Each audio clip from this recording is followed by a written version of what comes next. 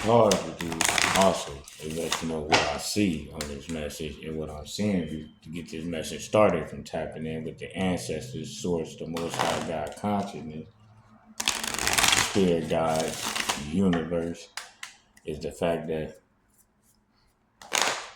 the gang stalkers have been exposed. Yeah, they're trying to watch you, stalk you, paint a narrative on you, and you flip the script.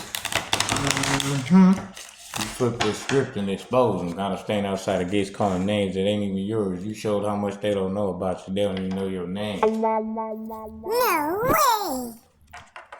So they sure don't know about your fortune that you got coming. Ah, shit. Hey, fortune, that's right. They try to play like they knew your fate, and you expose they don't even know your name. See, when you live in big cities like that, people like to play on the fact that everybody don't know everybody. But if you ain't from the big city, you don't know that people in the big cities is like that. You'll think that it's like your cities that you from or your small towns. If you're from a small town and you see in the movie how they say everybody know everybody, they mean that ish. You feel me? In them towns, like I grew up in a town. I grew up in Lake Township. You feel me? Everybody knew everybody for real. Like we didn't know everybody, but everybody there knew everybody. See, being one of the only black families, everybody knew who we was. And then we started learning who was who by people coming up to try to find information about you. When they coming up to find information about you, that's when you learning who they is. But when you learning who they is, they already know who you is. They just learning who you is on top of that. So they'll mess around and know where you live at, what side of town you on. They'll mess around and know what part of the complex you stay on, you feel me? But you don't know none of that about them. You ain't gonna know what side of town they on, what street they on, but they'll know what street and what complex you stay in.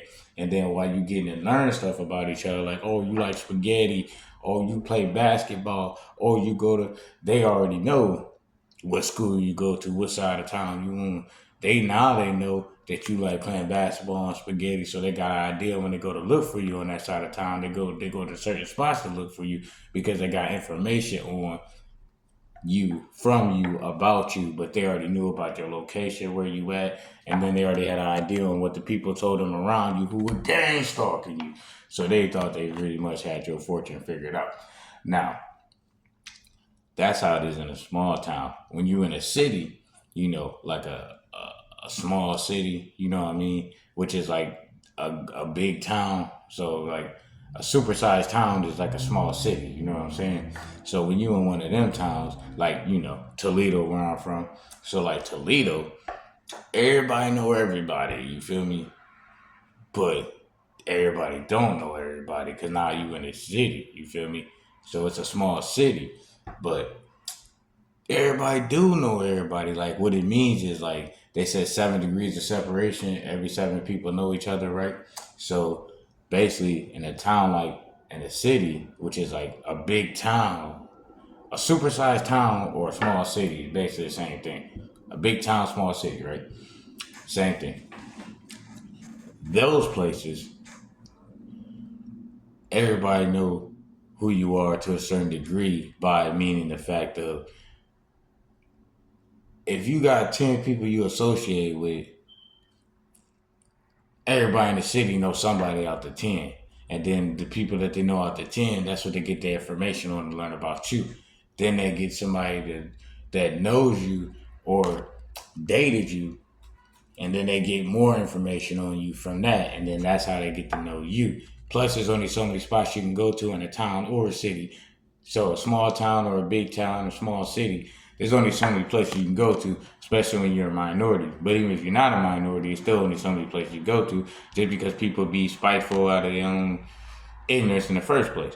So no matter what your nationality is, you still only got so many spots you're going to be going to. And if you're somebody that go to any spots, then they going to really know who you are because you're always standing out at every spot because you're always the guy that's always going somewhere else or the woman that's going somewhere else. So that's how a small town or a big city, a small town or a small city or a big town or a small city will know you. All right. Then when you get to a big city, like one of the largest cities in the world. Like I said, I'm in Chicago. That's the third largest city in the United States of America. So when you get to a big city, like one of the major cities, the metropolises they be calling them, right?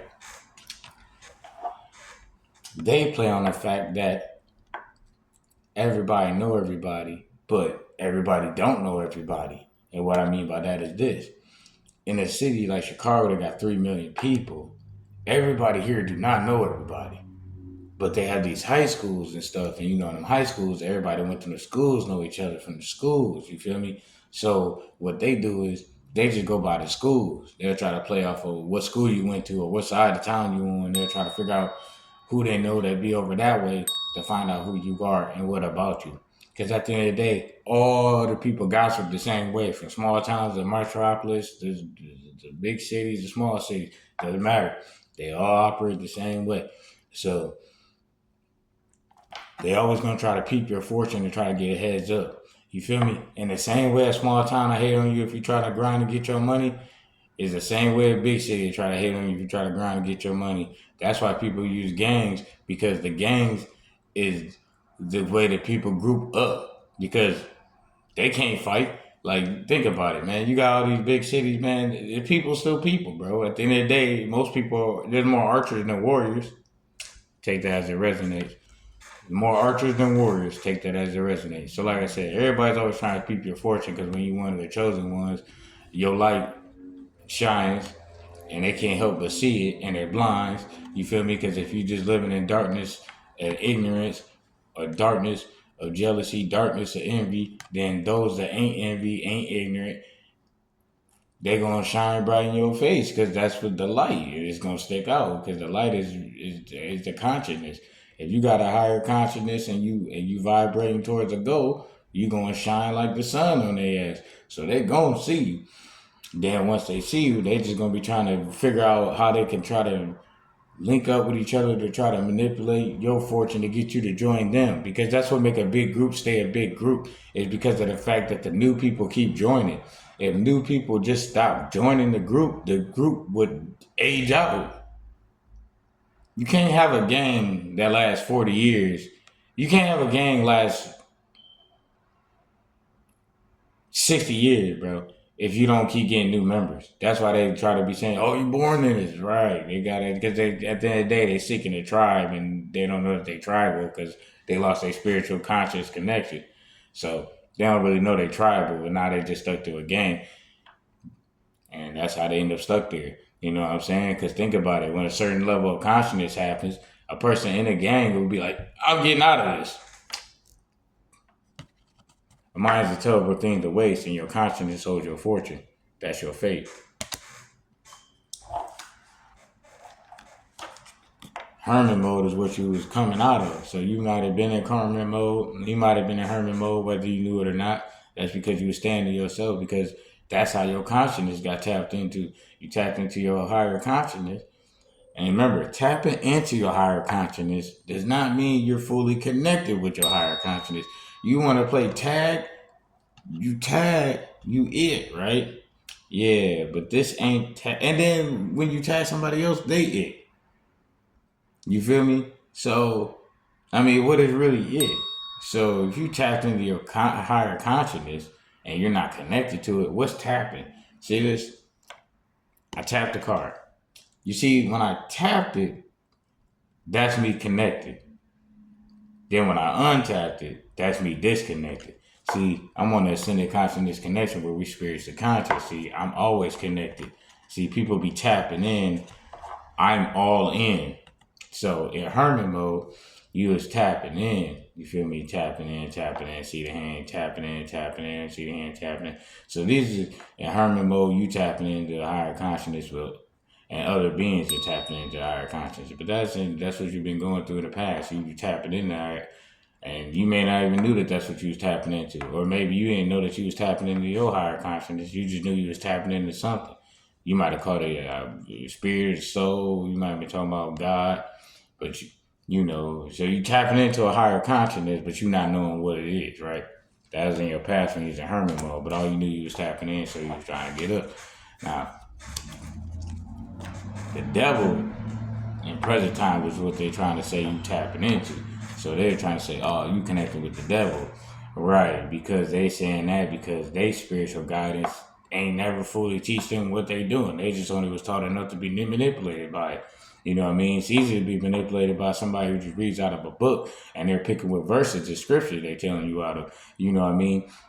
Then they telling you don't even read the beginning of it. Oh, don't read the Old Testament, only read the New Testament. If you read the Old Testament, you'd be confused. But God's word is all true and none of it's lost. Then why wouldn't you read both? It started with Old Testament, so why wouldn't you even read the Old Testament? You want to just skip the whole beginning, and you wonder why people lost. The devil right here was in the book in the beginning, right? But they want you to read the New Testament, don't even read the Old Testament. They always been manipulating with them Bibles the whole time anyways. And anybody that was seeking the Most High God consciousness was supposed to be seeking on their own accord anyways. Not seeking fortune. They're supposed to be seeking for the knowledge and wisdom and guidance in order to find purpose and reason. So when you get to that conscious level of thinking, like you are at present time, they'll call you the devil or refer you to the devil or say you are connected with the devil. But the Most High God consciousness, even in their religion, said everything was darkness. And then he consciously made light because he had to be conscious to be even aware of the fact that there was no light to create it. You can't be in no darkness and then create light on purpose without being aware of what you're doing. And the awareness is the consciousness. So the Most High God was conscious before he created light. So when you get that understanding, they'll start saying you as the devil. What we got going on in the next 9 to 15 days, y'all pay attention. This is what's popping up. Luxury. Hey, it means you got good fortunes coming. Man, hey, fortune. Started with fortune, ended with luxury. Right, you got good fortunes coming because you've been in hermit mode, putting in the work, connecting with your higher self, connecting with the Most High God consciousness, connecting with Source, connecting with the ancestors. The ancestors is like your spirit guides, all right? When you tapping into your higher consciousness, the Most High God consciousness, the universe, Source, it's everything. You feel me? It's everything. So it has many things on the way up as you're traveling before you understand what you're rocking with that helps you along the way. Because you gotta think about it, like the king of a kingdom doesn't always hold the hand of every person in the kingdom, bro. He doesn't have to. The king or queen does not do that. They speak to them. They might shake their hand. They might have days where they, get to meet them all and stuff like that.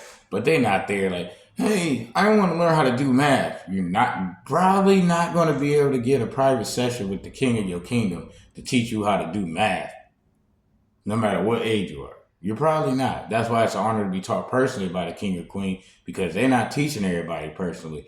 They're so good at what they're doing. Like, for example, if I train somebody on how to do tarot or coach them or guide them on how to do fitness training or coach them or guide them on how to do something, they're going to be able, the student is only good as the teacher. So when you're really good at teaching, then your student that you taught should be able to teach. So if the Most High God consciousness is teaching things and already has students, then their students become teachers and they be teaching. So who they going to teach? Well, there's people in the kingdom that want to learn stuff. Well, they're going to learn from one of the teachers that was taught by the kingdom. The kings, you feel me? Or the king's main people, like they go down. You feel me? As you learn, so shall you teach. You feel me? As you raise your consciousness up, you will find yourself helping others or guiding others or coaching others as they raise their consciousness up. But while you're up, you'll mess around and find yourself getting taught while you raising your consciousness up some more so you can help. And that's how it goes. So, and when you get that kind of knowledge and wisdom behind it, some people see you as a devil because their consciousness ain't even make the card. They underneath the word hermit. So when you got that knowledge, some people look at you the devil, but that's all right because they don't know nothing about your fortune, and that's why it closes out with the luxuries, because the luxuries, is the fact that you are appreciative of what you have and you coordinate it and you know how, when, where, how, and why you're doing things. And when you have that consciousness connection, then it's considered a luxury. And the luxury is what you have to look forward to. And so you're going to start seeing things that are considered luxury in your next few days. It could be, like I said, the next 9-15 days. Your luxury could be the fact that you might go live and you go on live, it's got 2,000 people watching it and you got 500 likes. That's a luxury to a lot of people, and that leads to good fortune. So on the other end of this type of message, on the lower end, you know, the opposite end is luxury is also people seeking, and that's all they could see as a fortune. So they had no spiritual connection. And the ways they treat people might have them looking as a devil. And what make them feel like they're in hell is when they're in hermit mode, because they're by themselves having to deal with their consciousness on what they did to get luxury items or their fortune. And them be the kind of people who make fun of people about their shoes. Like, oh, you got those ain't these. You know, a lot of them people, mom, been selling their body to get them shoes. So if your parents had to be prostitutes, or if your parents had to sell out to get physical possessions, then you will hold your physical possessions of high value as if that's the fortune of life. And you will talk down on those who doesn't have that same type of physical possessions because you sold your consciousness or your relatives sold their consciousness or you know what they did, which lowered or belittled their consciousness to get some things that are looked at as luxury. So you have to hold the luxury up at high value so you can see if your fortune affects other people to make you look up to like you have something valuable. But the main luxury in life is your consciousness. And the more healthy, positive, strong, and connected you are with the Most High God consciousness, with your self-esteem and being positive with yourself, the universe, nature, and everything around, then the higher your value will be, and that's the fortune. So really, what is luxury without fortune? And that's the lesson. So take this message as it resonates, and remember, for most of the chosen ones, you should know which side of the message you're on, because if you receive this message, you're the one that's on the fact of good fortune, which is great fortune, because you know that the fortune is your consciousness and how you see things around you through your third eye in this life experience during your manifestations. And that's what leads to the luxury, because your luxuries can't help but come out into the physical, because consciously you're already fortunate. You're already fortunate because you value your consciousness and you know that your consciousness is the luxury, so you can't help but have luxury in your physical realm from the manifestations of your consciousness, and that's what the fortune is. So take this message as it resonates. Like, share, comment, subscribe, give me a follow. Book you a session, ACCS, Ascended Consciousness Connection session, where we can go ahead and connect and work on you and connect consciously. So you can tell me about your fortune and we can connect on how the luxuries is going to come in the physical realm. So take this message as it resonates. With that, the big chief has spoken. Wow. Big shit.